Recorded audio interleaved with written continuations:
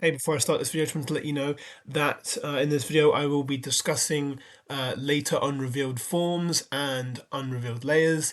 I won't be going into too detailed spoilers about them, but if you're sensitive to that, then yeah, I'm just gonna warn you now, and I won't be discussing any story spoilers. So yeah, let's get into this video. Look at us, DK. Small, two together. I love to sing more than anything. Heart of gold, a wish come true. I have this dream. Oh, maybe if we get to the surface, you and me, we can make it more than a dream. Donkey Kong Bananza, a game many years in the making, and a game that I have been dreaming of for also many years. It's been 11 years since Retro's incredible Tropical Freeze first released back in 2014, and since Radio Silence for the DK series followed beyond simple and overpriced ports. Others would say it's been 26 years in the making, because it is a true spiritual successor to DK64, and probably the biggest swing in the franchise since that game. Of course, Donkey Kong Country Returns in 2010 was a big deal and it sold very well too. It put DK back on the map and I always appreciate it, and in fact I played it for the first time this year and enjoyed it a ton. But while I love Retro's duology, it's hard to see their legacy in the same light as the original trilogy that remained iconic and beloved. Bananza comes out at a time where Donkey Kong fans were starting to wonder if Nintendo even cared for the character that essentially put them on the map with the iconic arcade game. And this video is not intended to slander the retro games, but their representations of what identified the DK series as a whole was only helping a narrative building that Nintendo wanted Rare scrubbed from the series despite their trilogy being the games to truly give DK his own true identity. When looking at the games that came out between DK64 and Returns, it becomes plain as day that Nintendo really didn't know what they were doing with the series. Without a core team that specifically worked on the series, they had to find people that could uphold it if they wanted it to continue. Even once Retro became the development studio for the new Donkey Kong, it would only take 2 games for their long-term involvement in the series to dissolve, and for Donkey Kong to be stuck in the void yet again. But this time, no bongo accessory oriented rhythm platformers or very random K. Rool appearances in Mario baseball games, just silence. Well, Nintendo have finally answered our prayers and have finally given us a brand new game in the series in the form of Donkey Kong Bananza, a game that isn't just a new entry in a beloved series, but a coordinated attempt at boosting a franchise sorely lacking a home, and an attempt at unifying and defining Donkey Kong's identity once and for all. Better yet, bringing the banana-obsessed ape in-house for the first time since Jungle Beat, ironically the first game of Nintendo's EPD8, aka the Odyssey team that made Bananza. Yes, that's right, the Odyssey team. Nintendo's A-team were tasked with making the brand new Donkey Kong game as a request by Yoshiaki Koizumi, and from there they went to the drawing board, drafting ideas. As a huge fan of Donkey Kong myself, I couldn't be happier that Nintendo decided to put their A-team on a series that needed the big bold statement that is choosing to task their 3D Mario team with a game that isn't 3D Mario and release it in the year that game would typically take up. Some people were disappointed that Donkey Kong was announced over a 3D Mario, and for a while many lamented that Bonanza was simply a smaller effort from the team. But the more we saw of this game, the more it became apparent that not only was this not a smaller game from them, but perhaps Donkey Kong Bananza is their biggest yet. A game poured with love, passion and ambition. A true culmination of not only what EPD8 have done, but maybe all of Nintendo's recent AAA gaming efforts since the Nintendo Switch's launch. All of this incredibly long introduction to say, I loved Donkey Kong Bananza. I finished this game a couple weeks ago, and yet even when this video is released I'm far from done with the game, regularly still playing it to get more bananas and explore the many layers of Bananza's world. As soon as you start the game, you are tasked with destroying a wall in a mine where DK is hunting for the bananas, and you're instantly thrown into a cave system that serves as a tutorial for this game. Tasked to get the banana, you're left to your own devices. The game doesn't tell you, but with each button having a different function, you ultimately end up destroying the claustrophobic cave and forming an open area for yourself. I love how the game incentivizes you to learn naturally and make your own fun. I mean, mapping different directions of digging to the different face buttons is a stroke of genius, and just like Odyssey, you feel immense satisfaction in simply moving around. Once you get out of the cave, it may take you more than 10 minutes unintentionally. You aren't on DK Island. No, instead welcome to Ingot Isle, a mining town drenched in reverence for both the arcade game and that original rare flair. However, the stash of bananas at the top of Ingot Isle are unceremoniously taken away in a tempest as it sinks Ingot Isle into the ground and takes DK flying. Now in the caved-in Ingot Isle, weird purple material leaves terrain unbreakable and any holes deeper in the earth are plugged. But after finding an odd rock that fell from the sky, DK finds out that it can not only talk but also sing, and that power allows for the seals to be broken and allows DK to progress further down. Such is the gameplay loop of Donkey Kong Bananza.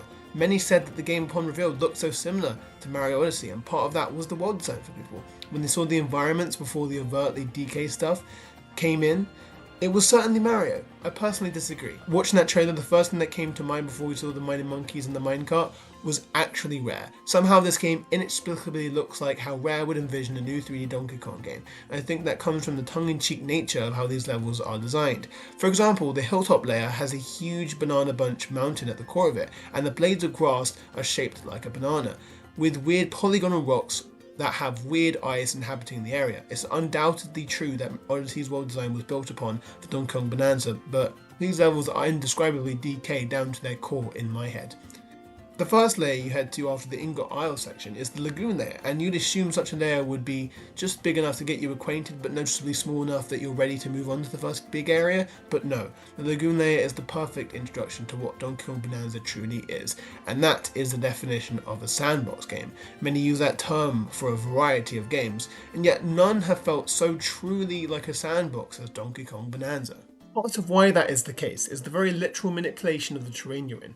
I said before that you were thrust into a cave system in which you could mess around and essentially smash and break every single rock in your vicinity. Well, this is the entire game in a nutshell.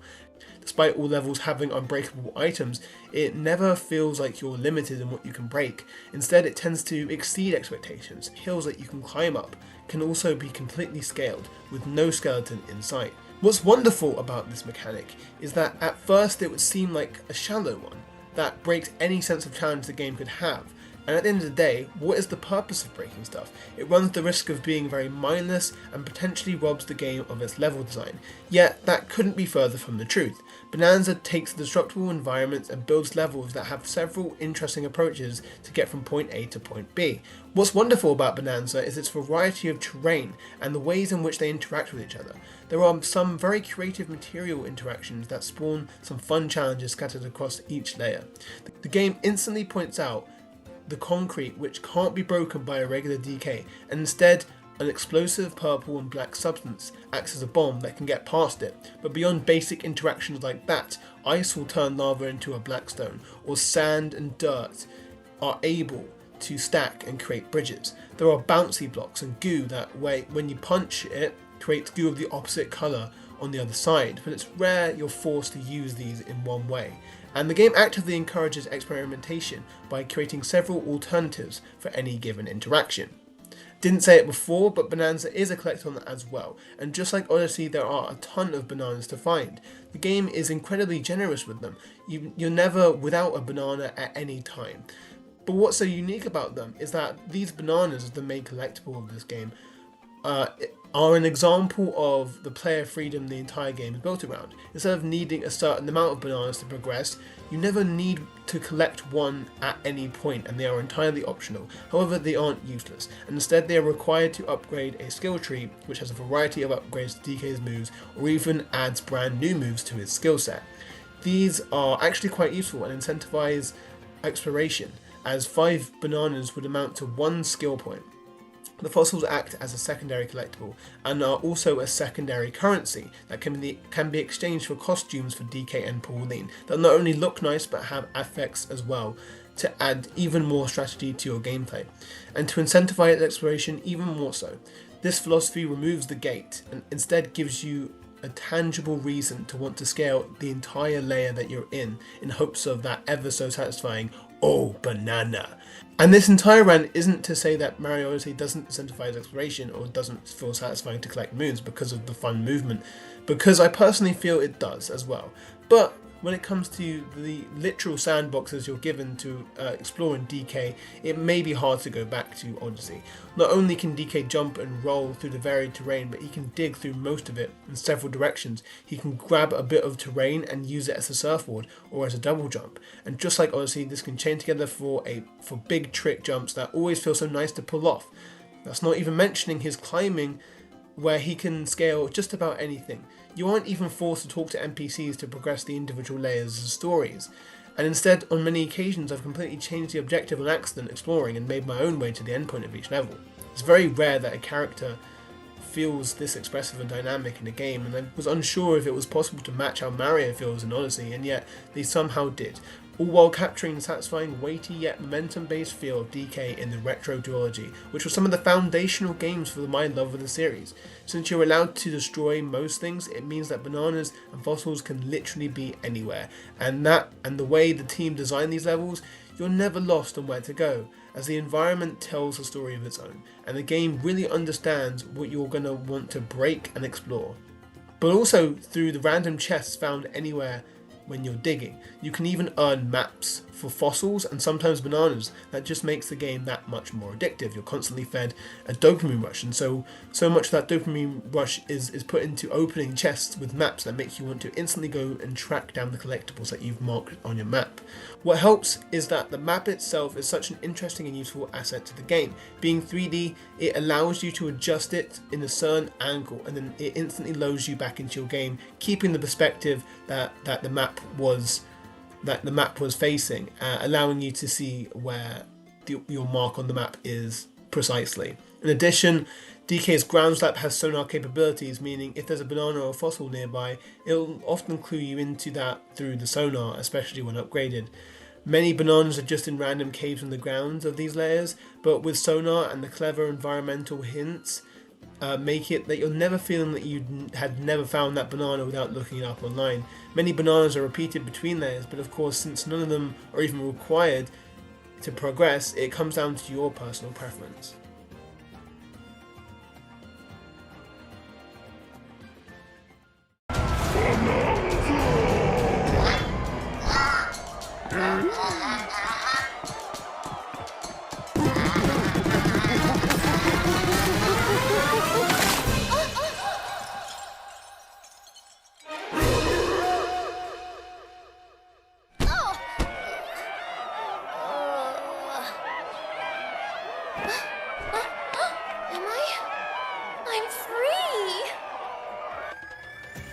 But as DK with an odd purple rock on your shoulder, your time excavating this lagoon with monkeys who despise your presence here eventually leads to meeting the Kong Elder, situated on a large throne. He's majestic, and yes, you can climb him if you want. The Kong Elder asks you to collect a big record so that he can do a performance. Once you give him the record and DK pounds his chest, the odd rock cracks, and under it is a young Pauline. Yes, that Pauline. Now, this was obviously a huge part of the marketing, and even before it was official, because of an unfortunate leak, but it cannot be understated how cool of a decision it was to include Pauline in this game. Of course, as a Donkey Kong game, the story isn't the centre of attention, but Pauline acts as an active protagonist of the story in many ways. So rock form was in fact a prison for her, a way that Void Kong and his mining company, the Void Company, can take her and keep her in check. But clearly she escaped. DK's beat manages to break her out, however, and the two instantly bond and agree to help each other out. Pauline wants to get back to her home on the surface, while DK just wants bananas. The Kong Elder mentions the planet core and how the Banandian route can grant you a wish, and so the two agree that the best way for both of them to get their wish was to head towards the core in hopes of their wish being granted. Of course, the greedy Void Kong wants that too, hence why he tried to subdue Pauline, and just absolutely love Void Kong as even his employees Grumpy and Poppy. Especially in a series that has been without strong villains for decades, it was refreshing to see new ones that are full of personalities and actual character arcs. It's simple in premise, yet effective. Pauline grounds this game in a way no other character could. Many lamented that Diddy was just unjustly replaced and could have been Pauline's role before release, but upon completion I find that sentiment mad. Diddy Kong, as great as he is, doesn't have the perspective that Pauline does. As a young child and distinctively a human, she teaches DK many things inherently through her own experiences, being literal worlds apart. Despite DK never talking, they form a very close and sweet bond, and to me it was an incredible way to get invested in the adventure. Getaways you can set up across each layer give you a little dialogue interaction as Pauline talks about the area they're in and often relates it to her own struggles or own memories. And while not all of them are super significant, they all add so much character to the game. She is truly the heart of Bananza. Pauline talks quite a lot though. For me, it never bothered me, as I like her, but I know many feel she talks a little too much. Regardless of what you think on that specific front, the balance that she brings to the game is undeniable. The story of this game works significantly less without a human character, and the use of specifically Pauline is such a full circle moment. Of course, the ways in which that makes sense in the game's canon won't be spoken because we are keeping it spoiler free, but take away any outside context, and regardless of anything, Pauline being the sidekick of a DK game is such a great concept, and it makes so much sense given Pauline's heavy association with singing. It was basically her entire personality since Odyssey. Pauline wants to sing, loves it even, but can't sing in front of a lot of people, as she's shy. But after some encouragement from DK, she performs for the Kong Elder, thus unleashing Kong Bananza. The Bananza forms are a union of DK's abilities and Pauline's singing, and she channels the Elder of each layer, creating a song to go with the power-up. These Bananza transformations have DK turning into a variety of animals, while keeping some Kong trademarks in cursed ways. Anyway, these abilities can be used at any point, as long as you have enough gold for the banana meter. These abilities can be used at any point, as long as you have enough gold for the banana meter. Bananza transformations can be a little overpowered, especially because said gold is absolutely everywhere. You're truly never going to be in a situation where not being able to use a Bananza form is a genuine issue until maybe some of the post-game missions. Despite this, I really enjoyed these forms, and especially enjoyed the music that went with them. Kong Bananza acts as a simple power boost for DK. It's pretty basic, but it's a great all-rounder. Zebra is probably the least used in the game, but it's all about your speed. And honestly for me, I loved using it in big open layers I wanted to collect fossils from in one session. And while fast travel exists, it doesn't have that damn song. Also, specifically in the resort layer, you can run across the water with it like a Zebra Jesus. So honestly, what's not to love about Zebra Bananza? The final one revealed before release was Ostrich. That allows you to glide and drop egg bombs. This one looks kind of horrifying to me, but it's a pretty nice ability in general, I'd say. These three are relatively balanced, as is the final Bananza. You get the Snake Bananza, that is essentially a spring, and you can slow down time for some reason, but the Elephant Bananza is genuinely busted and is basically the MVP of the final boss of the game. For many, Elephant may be a touch too powerful, and I wouldn't blame them. The transformation is essentially a vacuum with a chunk gun that can have an inventory up to 10 slots with upgrades. It's a genuine game changer because it can even suck up lava. Out of the 5, it's probably the only one I'd say that you'd actively have to avoid using to make stuff harder for yourself in some cases, such as when you're exploring layers and you want to tunnel through stuff, but you know that you can just vacuum everything and find like 5 maps and several fossils in an instant. What's incredible is the ability the game gives you to switch between these transformations on the fly, literally mid-transformation too. It allows for synergy between certain forms that I loved, such as jumping super high with Snake and instantly going with Ostrich to get some height. While I love the layers designed for individual abilities, such as Forest being clearly designed for the Ostrich, or the Resort layer heavily incentivizing Zebra, when the layers incorporate all of the forms in individual sections, or you get a freestyle challenge room, it becomes exhilarating having to really know what form is best for what section. The game does great things with that, especially in later layers. Speaking of,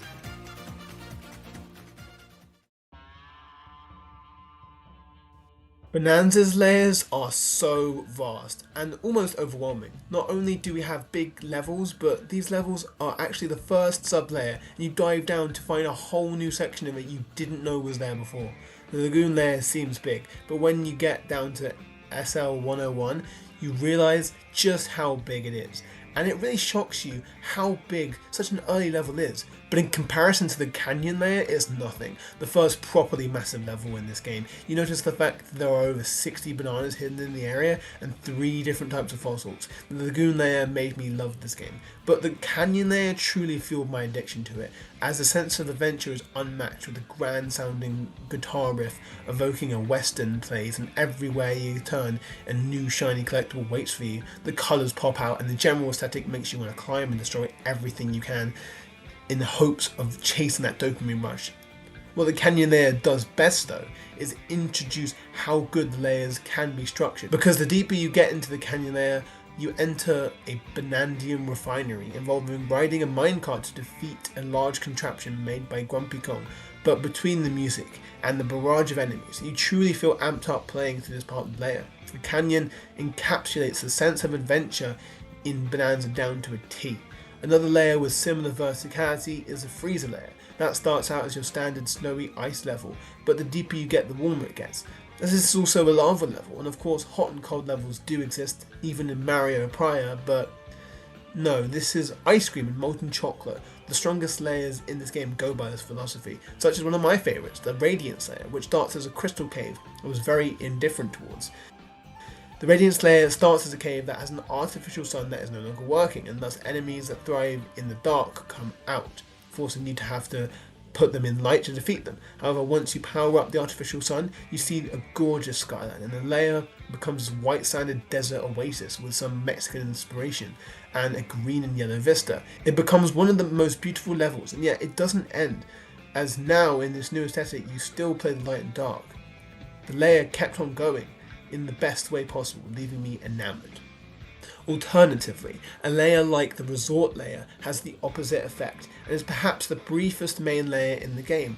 I loved it aesthetically. I enjoyed the rainbow mist block that sends you flying up in the air, but it is the flattest layer in the game, having no sub-layers. I suppose its verticality is in its floating islands, but the most dynamic thing that happens in its centerpiece, a giant watermelon, explodes and never shows up in the layer again after beating it. But now you've essentially taken out the part that made it feel distinct. Still, the other fruits in the level were novel, and I still enjoy the layer, but it's an example of a layer that felt less developed for me. My favourite layer in the game has to be the feast layer. This layer doesn't really have many sub-layers, but the difference is that this is an Americana-inspired fast food amusement park, and it is instead absolutely packed to the brim with things to do. By far the most dense layer in this entire game, with just an embarrassment of riches in terms of the content in it. Maybe I'm just a sucker for theme parks and fast food, but this layer was also a true gauntlet of everything that came before it, using every Bananza transformation for each attraction of the level in order to build up a giant burger tower. Ultimately, it has the opposite effect of the resort layer, and the burger tower that now is a permanent fixture of the layer makes it that much better. Bananza's boss fights are typically some of the easiest boss fights I've ever experienced. Each layer has a couple bosses, and because of DK's immense strength, especially with added Bananza effects, you're likely going to kill these bosses with ease. It's a shame because a lot of these bosses have good design and you're never really incentivized to hold back intentionally just to get something out of them. Thankfully, later on in the game the bosses are allowed to be longer than 2 seconds, even if they are still very easy. Their fun gameplay hooks are still nevertheless fun, just like Odyssey that also has pretty damn easy bosses. I really liked them regardless because of how they incorporated specific captions to the fights. And a lot of the later game Bananza ones do that too. Still, the bosses overall don't stick out as much, and my favourite boss fights in the game were usually Poppy Kong's second fight and both of Void Kong's boss fights. Poppy Kong's was especially satisfying when utilising the zebra and snake forms, while Void Kong leans into how small he is and turns into a dynamic platforming based boss that is hard to get your hands on. For the most part, I was satisfied with the platforming in this game because of the challenge rooms, but I feel the game lacked a truly challenging platforming gauntlet that utilised the game's diverse techs especially. There were a few challenge levels that had cool gameplay premise that could have been repeated and added on to like the City Smash does, but doesn't actually show up again, like the turf surfing one and the throwback levels. I love the Nostalgia Country, Bramble Country and Minecart Country levels, but I feel there could have been more of them. Of course, I'm not only asking for everything to be a reference, especially in a game that has enough references as it is, but I truly enjoyed these 2D sections and in general would have loved more. Imagine taking the silhouette levels from the Return duology into a 2D challenge level in Bananza, or a variety of other levels across the country trilogy. Maybe not even just tied to the throwbacks, and just some original levels. I mean, I feel like I'm asking for a 2D platform at this point, and that's just not really what I mean. I'm satisfied with the game enough, but I was also excited for a new 2D level, and was a little sad that we never got more of them. This also applies to minecart levels. We never really got a minecart level in 3D. I mean, we had minecart sections where you shoot stuff from it, and those were cool, but for me, when I saw the minecart, but adapted into actual 3D, I was hoping that it would be utilised more. Both of these aren't huge complaints because I feel satisfied with the game we got and don't know where these sections would actually fit in or how you could even make an interesting 3D minecart level. I suppose allowing for more jumping across tracks because most minecarts were just straight lines. But despite those small nitpicks and even an unfortunate amount of frame drops, even if they never really bothered me overly, Bananza delivers and exceeds a lot of expectations after an 11-year hiatus. It wasn't long ago that people felt DK was done for and doomed to be integrated with Mario for the rest of eternity, but what Bananza shows us is that's far from the truth, and Nintendo see the value in him and his future as his own series. It makes me so optimistic about the future, because it's not often such a feature-dense, ambitious game from Nintendo comes out. The scale of Bananza and its design philosophy echoes much of Breath of the Wild and Tears of the Kingdom's own philosophy as Nintendo's biggest games. I, for one, am so glad DK was given the big guns for his comeback. Not only did it deliver on a gameplay front and a story front, but despite some fears, Bananza celebrates the history of DK more than any game in the series has ever done before. A true love letter to all of Donkey Kong is foreign to fans of the series, and yet Nintendo finally made it reality. This game grows on you with time, and even after first beating it, I knew it was a new favourite for me, as such a big fan of Donkey Kong, and if you're even remotely interested in it, I'd urge you give it a go. It is the purest form of fun, and the reverence for the franchise has felt oozing off of it, that it becomes infectious whether you have it first hand or not. In the conversation of whether or not Bananza is better than the potential 3D Mario or even Odyssey, becomes a very tired one. I could sit here and weigh up the pros and cons of each of these games, but at the end of the day, these are two of my favourite games, and I love them for different reasons. I find the comparison to be a little diminishing to Bananza's achievements, as if Donkey Kong being able to match up to and potentially exceed Mario puts a mark against it in nature, or that Donkey Kong Bananza isn't the full course and the next 3D Mario is the real event. As someone who prefers Donkey Kong to Mario in general and genuinely feels the destructible environments and the way the story intertwined poorly into it, I personally think Bananza is better than Odyssey for me. But these are, for all intents and purposes, very different styles of platformers, because Donkey Kong Bananza really does integrate an action element into the game, and in many ways Bananza can feel similar to a game such as Breath of the Wild in the creativity and freedom the game gives you. I feel people should go into this game not with a pre-established bias to what the series is, or what standards the series typically has, and experience Bananza on what merits it has. Maybe that statement is a little bit hypocritical, as the showering of DK love was the rare time where that kind of fan service appeals to me very specifically, but considering how long it's been, and how rare that style of love for the rare era is, I will happily admit it factored into my love of this game.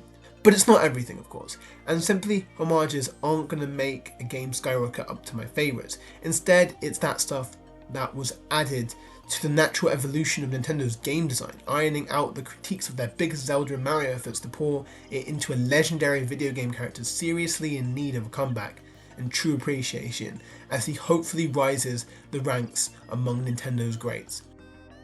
This game is a must-buy and is absolutely worth buying the console for as its very first masterpiece, that I'm finding it hard to imagine it being topped anytime soon. Donkey Kong Bananza is a 5-star game for me.